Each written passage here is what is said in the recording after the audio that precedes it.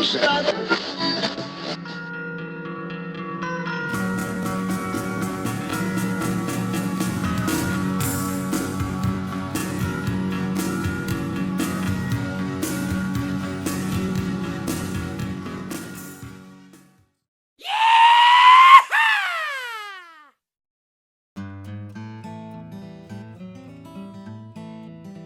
right, welcome to another episode of Salty Sundays. Today we are joined by Sean Redmond, local bar manager. Hi, thanks for having me. Yeah, how are you doing this morning? I'm all right. I'm missing an hour of sleep that was traded for more daylight today. So the plants can grow better. Yeah, I guess I'll take that trade. I do like daylight. It is a nice thing to have. Yeah, it's nice. I wish that it would just stay one, like this one, all year round. Yeah. I don't know why we still mess around with it, but No. maybe that's a topic for another podcast. But. Right. Yeah, I know. I grew up in Arizona where we don't have daylight savings times. When I moved out here, I'm just like, what is going on? Yeah, it's a weird one. But thanks for having me. Yeah, man. So you are the bar manager here at Porta Pints. How long have you been doing that for? I took over as the bar manager when John and Cynthia acquired the bar. Okay. It was previously managed by the old owners, and I was working just as a bartender at the time. Gotcha. But I figured the previous owners, Rick and Carol, had recommended me to John and Cynthia for the position, which I appreciated that I had, gained their trust and respect in the about a year time that I had been here. Yeah. Before the sale, and it's been a real pleasure. I'm really happy with the way that things have been going under the new ownership, and just trying to be a good leader for this place because I care about it so much. Yeah, definitely. I like the direction that the bar's going in, the establishment in general. A lot more events and just a lot more things happening. I think that different crowds being attracted, and I know this is a real local place, this kind of... Yeah, I moved here not that long ago, and I discovered almost immediately that this was like one of my favorite businesses and establishments in like the whole of Crescent City, and I fell in love with Porta Pints. When I had the opportunity to work here, I was ecstatic because because of how much I loved it, and then I still love it, and I just care deeply about the establishment of Porta Pints, and really just don't want to live in Crescent City without it. Yeah. It's really important for me that I have access to this, yes, but that also that we maintain it and we support it so that everybody can have access to it, because it made a big difference to me as a newcomer to the community, having this place as somewhere I could go, and I want to just make sure that applies to everybody in perpetuity, basically. Oh yeah, 100%. I know this is one of my favorite places in town. It's where we come every Sunday for our open mic comedy night, and that's kind of given me a place to go. So it's kind of like a come as you are type establishment, and that's just, there's not a lot of places. Actually, there's nowhere else in town that's anywhere near it, I feel like, as far as that goes. How long have you lived in Crescent City for? So my wife grew up here, and we got married about 5 years ago, and inherited the home that she grew up in when her mother passed away. And she had asked me, shortly after we got married, hey, would you be interested in moving to Crescent City? And I said, absolutely not. And where were you guys living at we that were time? living in Oakland, California. Okay. When we met, I was living in Oakland. She was living in San Francisco. But then, by the time we got married, we'd been living together for a while. And then COVID happened, and that changed a lot of our decisions and metrics for the future. It seemed like she was working remotely, and that seemed like it might make it possible for us to maybe relocate. And a lot of the things that we enjoyed about living in the Bay Area were basically inaccessible because of COVID. Yeah, there's so many restrictions. And all of the cost was still there, but a lot of the benefit had been taken away. And so it took our 5-year plan to move up here, maybe to like down to like a 2-year plan. So we moved here in July of 2021. Oh, okay. So I'm relatively new to Crescent City. I grew up in Northern California. I'm from Mendocino County. Gotcha. So I had always assumed that Del Norte would be a lot like Mendocino and Humboldt, but it's a lot less like Mendocino and Humboldt than I In what ways do you think? It's just I don't know, like it's more remote. Way it's more remote. And I thought that I lived way out in the country growing up in Mendocino County, and then you like go another, God, I don't know, almost 5 hours north of that. So you're like, I'm in Northern California, and you're like, well, now there's no more north. It's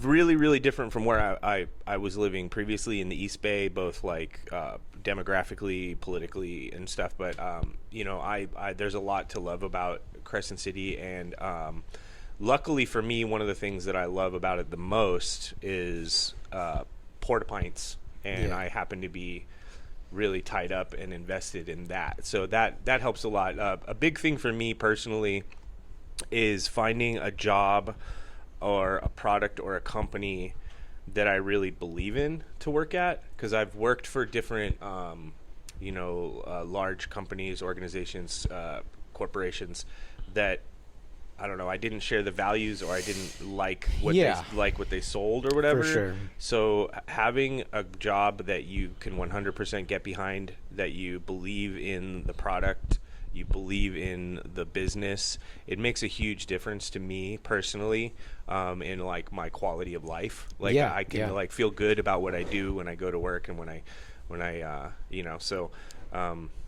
I don't know. I forget. Basically, you just asked me when I moved up here, and I kind of went off on a tangent. I like that though, because the last bit you were saying that resonates with me. You got to find somewhere. You got to work somewhere where you feel like you belong, like you feel like you have a love for that place, and that this is something that you can see yourself doing. There's nothing worse than working somewhere and just settling, and you're just like, oh well, it works for now. I can't sell things to people that I don't. Yeah, like fully that endorse. if I think I won't name any names, but I worked for a retail establishment here before I worked at Port-a-Pints, and it wasn't a good fit because I didn't think that we were selling good stuff to people, and I just felt like we were just pushing junk on people, and I just can't do that. Like luckily for me, like we have a great place to go, but we also have like what I consider to be like world-class beer. I don't have to feel one iota of guilt about selling any of our beers to anybody ever. I know that they're gonna like love it, and that even if they don't love this one, we got 10 more over here that they will love, and it's not because it wasn't well made. It's just like maybe that's not not their thing, right? And that, to me, that the quality of life you get having a job where you actually believe in what you're doing is it's hard to replace. It's hard. There's a lot of that in this life where we're asked to do and sell things that we may or may not want to do or be interested in selling. And I have the luxury and the pleasure of selling stuff that I have and do buy constantly for myself. That's a really good trademark, hallmark of a good place to work. I worked at Verizon in town for a little bit, and we used to sell these Verizon the store itself is like so much overpriced stuff.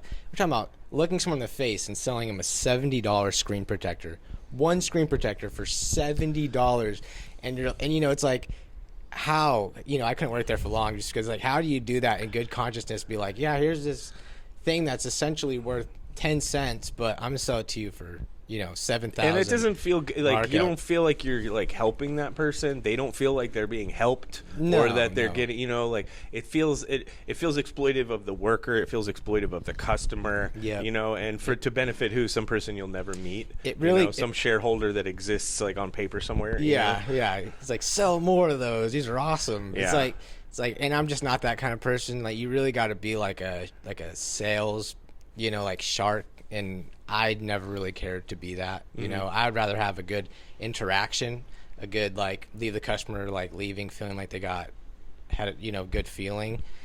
But that's just me, just because I don't want to live with that, No, When I they're agree. like- I agree 100%. That's why I've been focusing on that as I get older, on trying to find places and opportunities to work and to contribute that align with my values.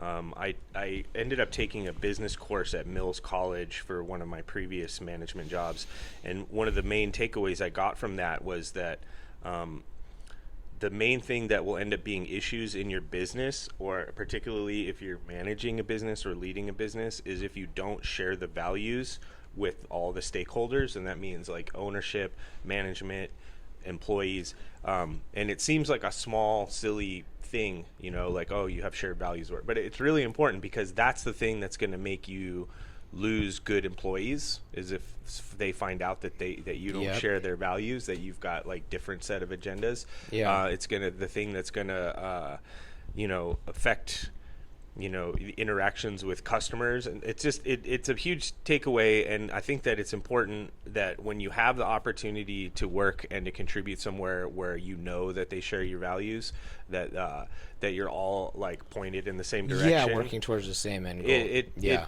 Because I really do believe it's a big thing in this modern day, where people are really having to reassess like work-life balance and like how much. I mean, COVID did that for a lot of people. The prevailing wisdom is just, oh, people don't want to work these days, and I don't necessarily agree with that. Particularly because the unemployment is so low right now. Really, it's just I don't think people want to do crappy jobs that don't bring them joy or dignity. People are way more informed these days. We live lives that are way more personalized, from everything we do. Before, it used to be, even like the music you listen to, there was like a few genres, and they were pretty much peddled to you by record companies, and nowadays everybody has their own way music, or way they dress, or shows they watch.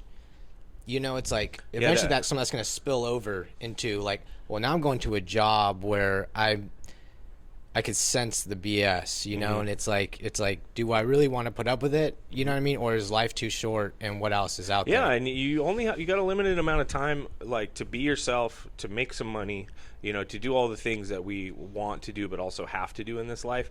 It'd be really nice if you were able to do it in an environment where you were like respected, appreciated, and like valued, and there's dignity. And I don't know, I just feel like a lot of people, that kind of goes by the wayside, unfortunately, these days. Yeah. So I'm glad that here, at least at Port-au-Prince, we have what I feel like is, we've got a staff and we've got employees, but it really feels more like a family. Like we genuinely care about each other as people. There are more important things in life than selling beer to people and running a business. Yeah. And I think that keeping those perspectives and also showing the staff and the people that you work with that we've got work to do and we're all getting paid to do it, but like this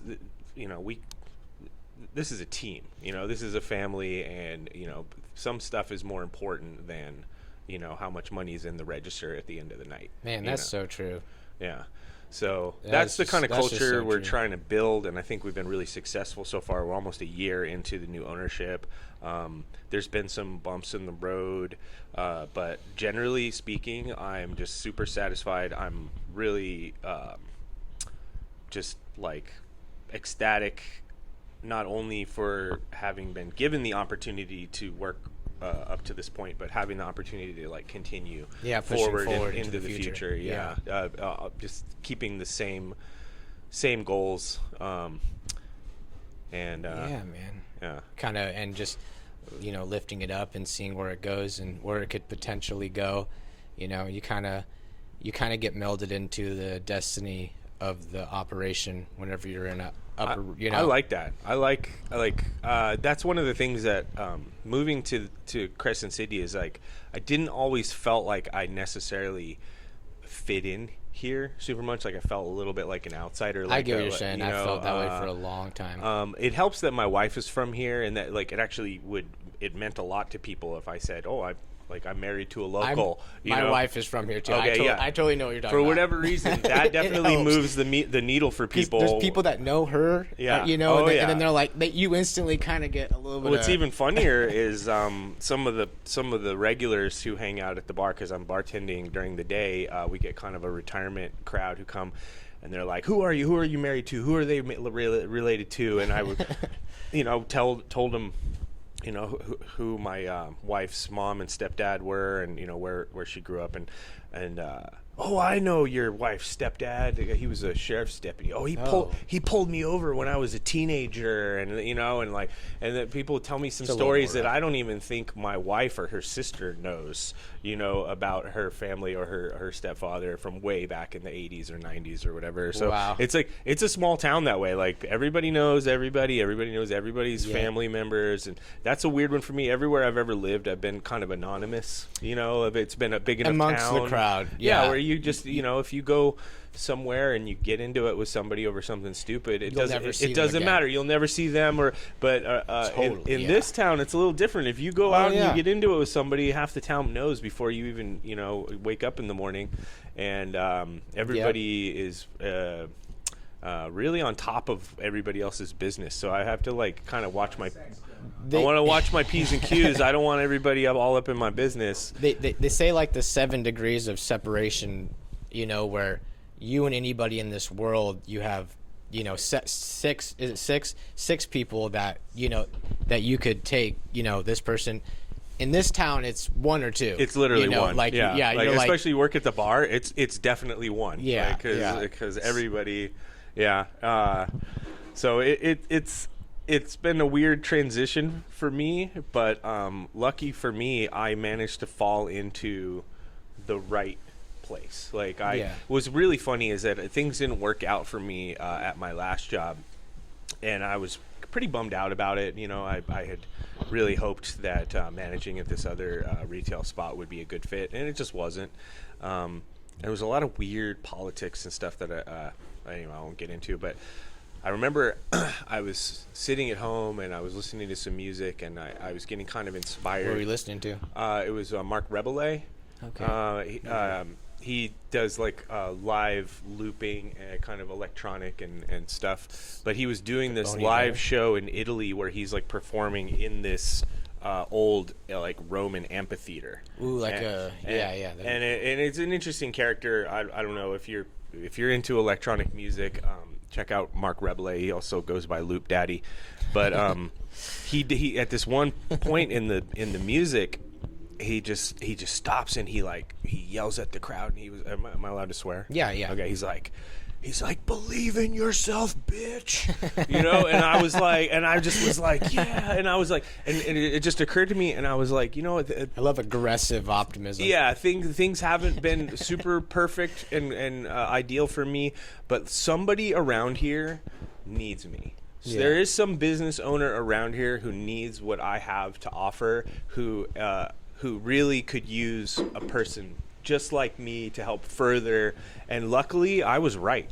Porta Pints needed me, and the previous owners needed me, and I was able to, help them in a limited capacity previously. But that led to more things, the new ownership needs me, the entire establishment needs me, the customers and the staff need me, and I take a lot of pride in that. Heck yeah, man. Yeah. That's a great, when everything kind of comes together, it starts creating some momentum. And you feel like if you're in the right place, that's going to happen. You can't really go against the stream, if it's going in that direction. You want to knock on wood and not take things for granted and whatnot. You never know, things change quick in life. But at the moment, I could not be happier with where I landed. I did not anticipate this. And sometimes you just gotta trust in the process, or in your intentions. I don't know. 100%. Yeah, you have to kind of follow your intuition, and it didn't work out in your old job, and there was a reason for that. And there's always a reason why things don't work out, and those things, hopefully, not everyone ever gets to find where they belong in life. I think that's a myth, or but But I definitely think everyone figures out where they don't belong, you know, at some yeah. point. Like, very few people would ever just instantly, their first job, all right, this is it. And I know exactly it's where I weird am. because it took me a long time. Like before we moved up here previously, I was working at REI, and I loved that job. It was great. And it occurred to me that it was like maybe the first job in a long time that I actually loved. And I was like, why didn't I start working here a lot? You know, and that's when the whole thing about working and for a business or for a product or for something that you actually think is worthwhile, or that with those shared values, it crystallized for me. And I was like, oh, I like this job because of that. Because you're around people who are like, if you're an outdoorsman or outdoors person, you know, it's like you are now around your people, and everyone there. It's just like if you're like a Harley guy and you worked at the Harley Davidson store, you know, it'd be like, well, this is perfect for me, you know, even if you were doing something menial, well, like and you know that shelves. the people come into the Harley store, you don't have to hard sell them on anything. They're there because they want to be there, you know, and they love the brand or whatever, and you don't have to push, you don't have to cajole. All you got to do is just like provide them with the service to have the things that they want. So they did a really good job of that at REI, of getting the staff to buy in. It wasn't a publicly traded company, it was a co-op, so they weren't really consumed with short-term profits, like laying people off every year to try to zhuzh the numbers right before the quarterly reports, type of crap that other retail places do. They really invested in their staff. They really got buy-in on the staff for the whole thing that they were trying to do, and it really moves the needle for me, and it really made me happy to go to work, happy to contribute. I didn't feel like I don't know, there's a dignity in that I think is important, and I really I try to carry that with me now wherever I go, and I want to imbue that into everybody that works under me, that I really need buy-in. If you're not bought into what we're trying to do here, and you're not down with the fam, and you're not pulling in the same direction as all of us, it's probably not going to work out. Yeah, it's kind of like it's kind of like a poison almost too, when you have that and you have someone who is just not there with it, and they, you know, maybe they don't see it that way, so they just kind of write off everybody else as like, you know, like, oh, they're just faking it, or this all fake, and you're like, well, no, some people actually want to do this and be here, and then you don't, so you view from there. And you know, and there have been a couple people where, you know, their values or their buy-in just wasn't aligned with everybody else, and it eventually became apparent to everybody here. And then you know, they no longer work here. So it's just kind of one of those things where you can't fake it, you know, like this is a great place to work. If you're not happy working here, it's going to be really obvious to everybody. You know? Like, and me included. Like, that's a big struggle that I've been dealing with. Is it's like the doldrums of winter, and I'm not always like in the best mood, and I'm not always all that enthusiastic. But I also recognize that, like, as the manager, it's my job to bring that energy to the staff, to let them know like how excited I am about the weeks to come. How excited I am about, you know, or like how revved up I am for the challenges, short-term and long-term challenges we've got. You know, like you need to be that, or, you know, because if you don't have, I've worked places where that has been absent, and you're, you know, whoever is above you, you know, you're almost trying to comfort them, you know, right. You're like, this sucks. Yeah, no, it should be the other way around. I feel like management needs to set the tone. They need to honestly, I should be comforting the staff. I should be letting them know, like, if that's a concern, don't worry about it. We're on it, you know. Or if that's a worry, or if that's a pain point, we'll sort it out. And that there's all kinds of stuff. Like, I mean, even if it's just like fixing someone's schedule or something, you know, like there's all like like when I started here, I was working like 3 days with like days off in between. Nobody under me does that. All of your shifts are together. Like you get all your days off together. You get all your shifts.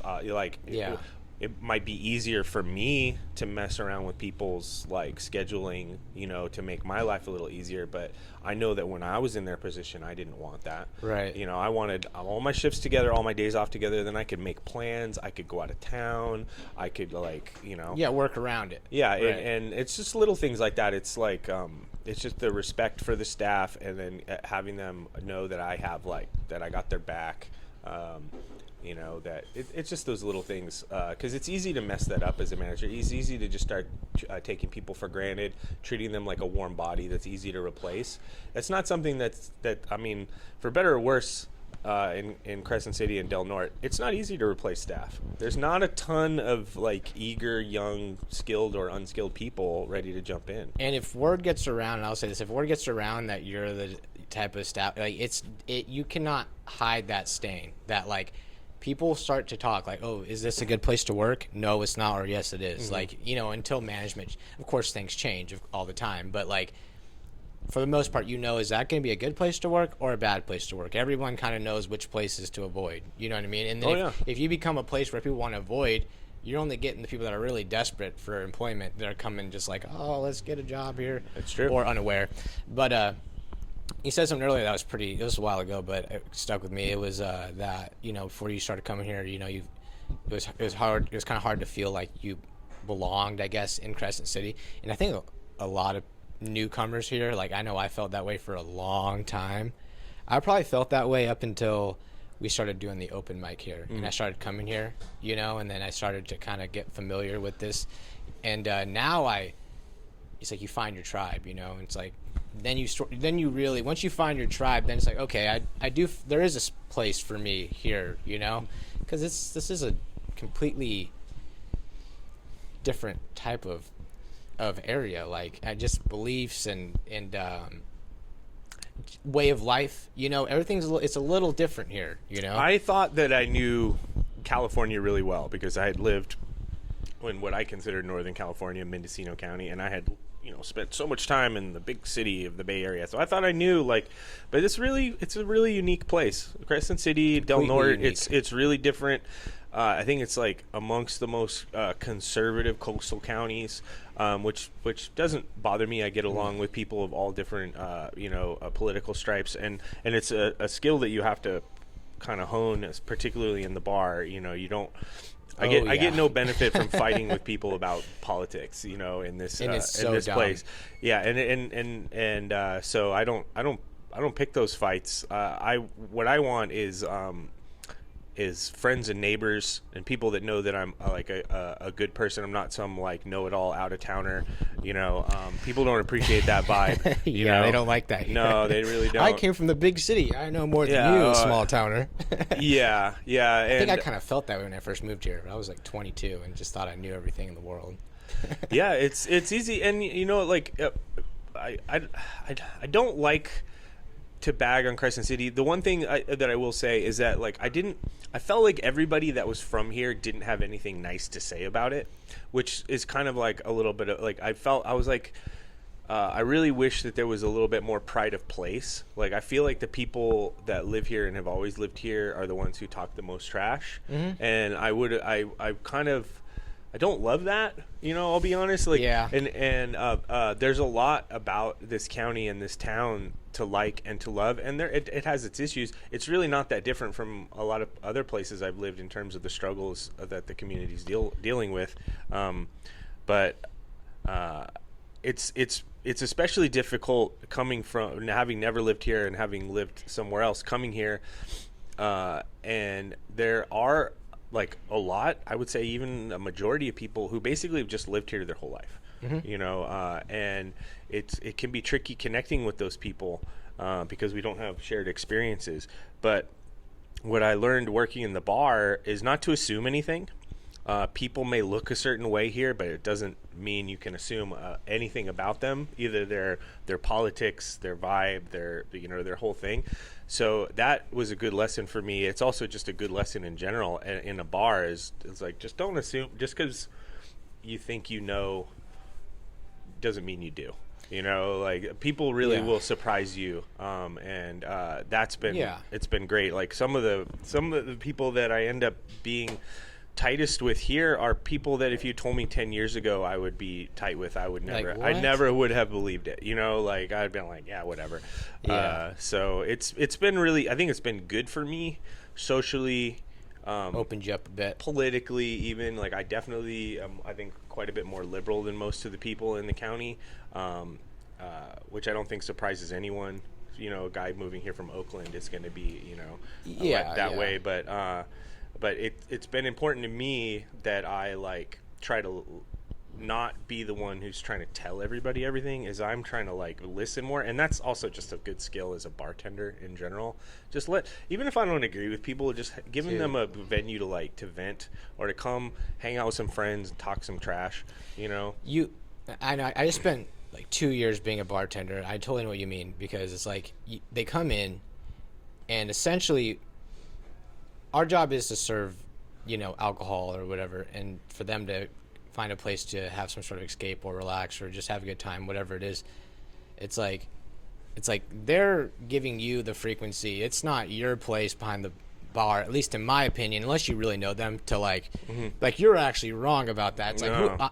I'm gonna try in my mind to see it from your point of view, because at the end of the day, I'm not gonna sit here and have an argument with someone who's coming into an establishment to pay for something. And they don't want to be argued with, and you get no benefit from arguing with it's them. pretty pointless. Yeah, but also like, I don't know. There's a lot of arguments where that I would gladly argue, where there's really no way of knowing who's right. You know, like I believe in X, Y, and Z, and they believe in X. You know, And there's P- there's overlap. and there's really no way of knowing. Like Yeah. it's just kind of like it's different perspectives, and that's one thing I like is that we do get a really interesting mix of characters at the bar. You know, of all types. We've got a guy who used to work on NASCAR fabrication, and he's just about as country as any dude I've ever met in my life. And then we've got like some guys with who come down out of the hills, to shake out their dreadlocks and Yeah. and have a couple brewskis. And we've got like we take all comers here. We've got like reggae bands, country bands, country pickin'. Had the rap thing there. Yeah, and it all kind of works. I've never I didn't anticipate that that everything would just work so well. Like when I'm bartending in the bar, some days I'll play classic country. Everybody's like, "Oh, this music is great." Some days I'll play like bebop jazz. "Oh, this is the perfect music for today." Other days Yeah. I'll play soul and R&B. "Oh man, it's like there's just like a nice kind of easygoingness Yeah. and I'm not, it wasn't something that I had anticipated, so I've been pleasantly surprised by that. It's an interesting place. I'd recommend anybody in California who hasn't been to Del Norte or Crescent City, come up here and check it out. Oh yeah, you got to check it out, and you have to, really experience it. I think it helps a lot to know a bit about the history of the county. That's something I probably should know more about. Yeah, that's it. That's been a huge game changer for me. I've been doing some pretty deep dives into this area. It's very dark history, so you got to be prepared for that. But such as white America. Yeah, it's where I live in Fort Dick. One of the first things that my wife did when we moved here is we went for either a hike or a bike ride out to the Tolowa burial site. And it was basically the site of a massacre where there used to be an Indian village, and it's just like maybe a couple miles away from where my wife grew up.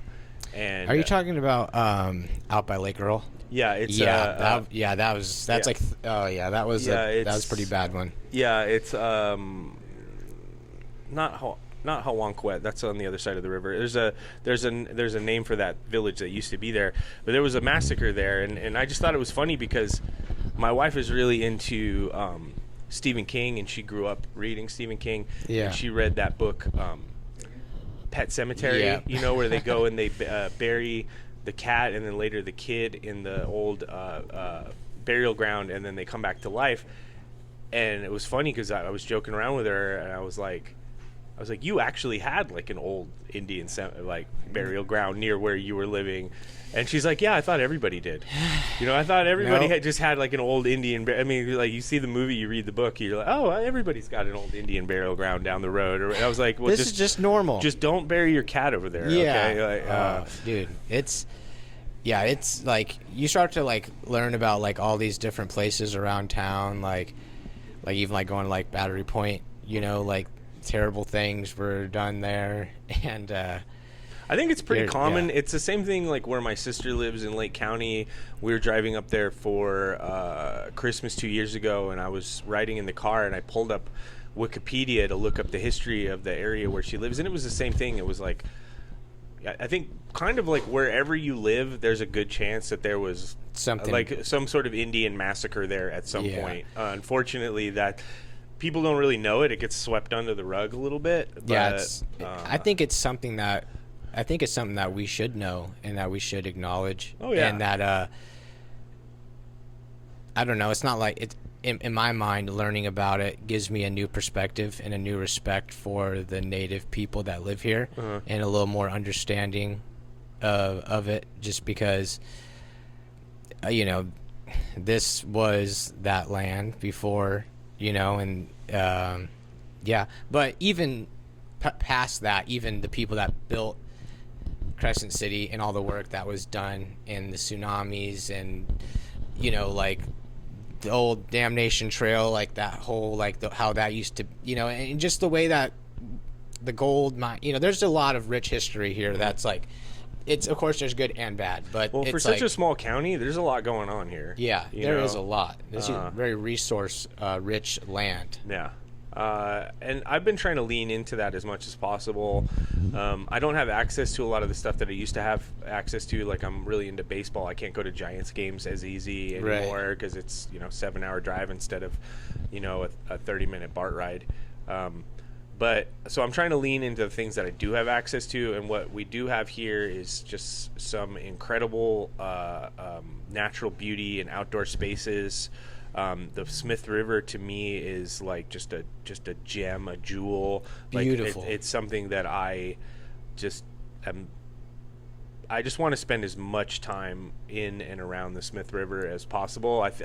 I'm used to, like I said, I'm from Mendocino, and we have the Eel River, but the Eel River, about halfway through the summer, it starts to kind of get sluggish and green and gross. Yeah. And the rivers up here don't really seem to do that. Like, I love it Barely that ever. like late into the summer or whatever, the river is just as clear, and like It gets even warmer. Yeah. so I've really been trying to lean into that. My wife and I are planning a lot of backpacking, hiking trips this summer once the weather clears up, and then so I think if you do that, if you lean into what we do have access to, which fortunately for me is things that I already enjoy: hiking, camping, fishing. I don't hunt, but you know, I would be open to exploring that, you know, maybe in the future. And then craft beer, you know, Yeah. it's like all my favorite things, and I've got my finger on the pulse right here, Yeah. which is great. So what is your favorite beer here at Porta Pints?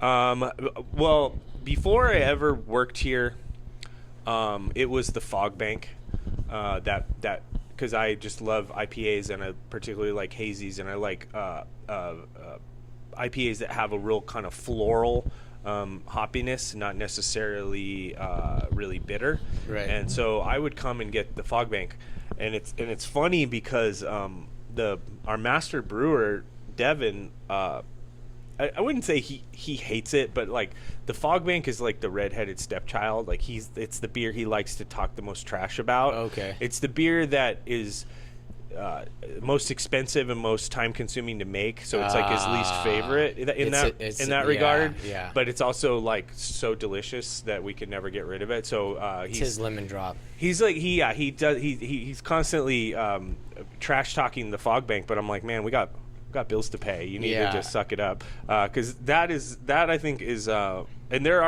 I'm not the only one. There are several customers, and I can name a few if you want, but who will say that the Fog Bank. Let's name a few customers. Okay, who love so the Fog Bank. Josh, if you're out there, I'm name dropping Josh from he's in a local band called Saint Sophie. He says that's a great band. That the Fog Bank is the apex beer in the county and in the town, and I would not disagree. I think it's good. I used to get the hazy from Seaquake because they have it in cans out at the Fort Dick Market, and it's pretty good, but ours is better. Okay. I would absolutely posit that. Now, having said that, the last time that we both entered our hazes in the same competition, they got the gold and we got the silver. But I'm still going with like ours is the better one. Heck yeah. The Fog Bank, and it's funny because people will come in because ours is Fog Bank, there's this Fog Line. Right. So people yeah, come in similar. and try to order a Fog Line, and I'm like, There's a Fog Bank. okay, you got a little bit of walking to do to get over, no. But that's my favorite. But having said that, now that I work here and I get to, I don't know, I drank a lot of Fog Bank for the first couple months that I was working here, and now I really kind of drink everything, even some beers that I didn't think that I would be into, like the Belgian Wit. I thought was spectacular. That's the Wit beer? Yeah. That's my favorite one. That's your favorite Yeah, one? that's my favorite beer. Yeah, I usually was not somebody who would drink Wits, but That is so good. I came around on it. Do you like the Hefeweizen? Yeah, I like that one. I can't wait for the Wit beer to get Yeah, I think I like the Wit better. Yeah, because when we first started doing comedy and started coming here, it was still on. Yeah, it was on the tail end of that, and it was like I would just drink that. Like, oh, I was like, we'll man, have this it beer again. is perfect. It's more like a spring summer kind of thing. But having said that, I drink a lot of Ride Surf, our honey rye pale ale. I've been drinking a lot of our Forest Moon, which is our English mild when I want something a little lighter. And also when we have it, I drink the Crescent City Common, which is our California Common. It's a lot like an Anchor Steam. Okay. But then the absolute best beer I will say that we've ever had was they made an IPA. I believe it was last year. It's been so long since we had it. It's actually kind of driving me crazy. But he made this IPA with a hop that he had never messed with before, and we called it Slant Bridge. Slant Bridge, yeah. And that to me, like, I just thought it was incredible. Before they had even put it into kegs out of the Bright, I had them fill me up a pony keg, and I was at home drinking it. Before anybody even had access to it in the bar, I was killing kegs at my house because it was so good. And I've been begging Devin to make it again, and he says that he will. But because of different production snafus this year, he's been basically kind of playing catch up and hasn't had a chance to brew it if he wants to keep up with the seasonal styles that we want to have. Right. So every single time we have a meeting and we talk about the brew plan for the coming weeks, I'm like, can we get some Slant Bridge? And he's like, yeah. I just need to do this and this, and then I'll make your Slant Bridge. And then the next meeting it'll be like, well, this got pushed back, so I got to do this and this, and then I'll make your Slant Bridge. And then like 6 months later, he's like, I just need to do this and this, and then you can have Slant Bridge. And I'm like, I'm ready to pull my teeth out. Yeah, you're about to make it yourself. Yeah, pretty much. I'm about to volunteer to come in on a Sunday and make Slant Bridge after the podcast. Yeah. So if and when that comes back, I highly recommend everybody try it. It's like I said, it's got a nice kind of floral hoppiness and not a ton of like tangy bitterness. I think if I had to say it, that is the best beer that I've ever had at Porta Pints.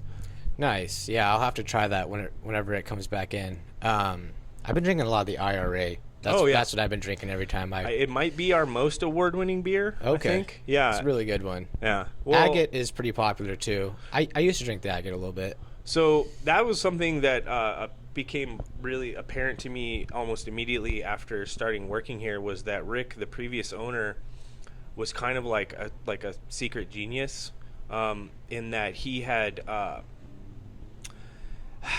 focused on he wasn't into fads, so he wasn't constantly. We didn't have like 15 different IPAs with fruit and this and that in them. He really was into like the traditional English Irish pub kind of vibe and the English Irish pub kind of beers. Okay. So the Irish Red is a good example. Then we've got the dry Irish Stout. We've got the honey brown, the porter. and then now we've got the English mild. So we've got a lot of styles that a lot of breweries in California don't carry or just don't prioritize, and it's really been The porter's really good. it's kind of genius in a couple ways. One is that a refrain I hear a lot from people is like, I'm so burnt out on IPAs. I'm so tired of IPAs. I never liked IPAs, which is how a lot of people have felt for a long time, and I get that. It's like the staple of And craft beer. I am perfectly confident that anybody who doesn't like IPAs walks into the pub, we're going to have a beer that you like, which makes my job a lot easier. But there's a secondary kind of brilliance to the thing, which is like you mentioned the agate ale, which we do sell the most of. That's like our tent post kind of beer. That's the one that holds up the whole place. But there's a real genius to the way he designed that beer and the way it's produced that I don't know if a lot of people know about, which is that one, he created this agate ale, which is an American cream ale that tastes like an American lager. So anytime somebody comes into the pub and they say, give me a light beer or give me a Coors or give me a Budweiser or this or that or the other, we don't have that, obviously, because we make all our own beer. But I can put an agate in front of them, and I know that they're going to like it. It's easy to drink. And it tastes like everybody's memories growing up of an American lager, which is what most kind of like folks a little older than us are used to and what they prefer. But there's another kind of level to it which is that basically the agate, it's that it tastes like an American lager. It takes half as long to produce. So ales are brewed twice as fast as lagers. So we're able to make this American lager style beer, quote unquote, in half the time. And then the other thing that happens is when the yeast is done making that agate, it settles to the bottom of the tank, and we pour the beer out. And then we use that same yeast that we've used to make that agate to make other styles of beer. Oh, cool. So it's literally it's like part of the ecosystem. It is. It's like the agate creates, like, it's the tent pole that holds up the whole tent in terms of like it's a beer that we can sell a lot of because it's got that nice quality that a lot of people enjoy, but it's also a beer that basically forms the foundation of the quality of a lot of the other beers. Yeah. And that's why there's so much consistency, because it's not just the recipes, it's also the entire strategy around how the beer is brewed. Yeah, the behind the scenes operation. And it's once I had learned about that, I had like, obviously I had loved the beer. It's easy to like beer, but once I had learned about the thinking and the concept behind it, I bought in even more. I was like, this is great. I love everything about this. It just made me love Porta Pints even more. Like getting to peek behind the curtain and see that it's not an accident. Like this is by design. This is by design. Yeah. So. All right. Perfect. So, was there? Did you have anything you wanted to shout out or let the Salty Sundays audience know about in the way of Porta Pints or anything like that? Gosh, I probably should have thought of this before we started recording. I don't know. What I would say is if you haven't done St. Patty's at Porta Pints, please come on down. It's kind of a thing. It's our biggest day of the year. It's kind of like our it's like another Christmas, It's Irish Christmas. It is. It's Irish Christmas, and the vibes are really nice. The beer is cold, and we got great specials. There's going to be great music. Just come down and see what Porta Pints is all about. There's no better day for it than St. Patty's Day. And if you can't make it on St. Patty's Day, you can get a little taste of that all year round. Come down and try our Irish styles, which will all be on sale on St. Patty's Day, but are just as delicious the rest of the year around. So obviously, if there's any takeaway from this interview, is that I really believe in it. I really believe in what we're doing, and the quality, the value, what we provide, not just for a place for people to hang out, but also for me, this is just kind of like a Crescent City institution that I would like to never see go away. So if you're interested in experiencing that or contributing to it, I highly recommend you come down to Port au Pines anytime. We've got great deals, great food, and you will feel right at home. Yeah, get your ass down here. There's no more excuses. And make sure you come on Sundays at 7 for the open mic. Yeah. And have a beer. Yeah, it's almost as fun to watch people bomb as it is to see them be funny. So it works both ways. It's very enjoyable. Yeah. Yeah, especially I spend most of my time bombing. So, all right. All right, Sean.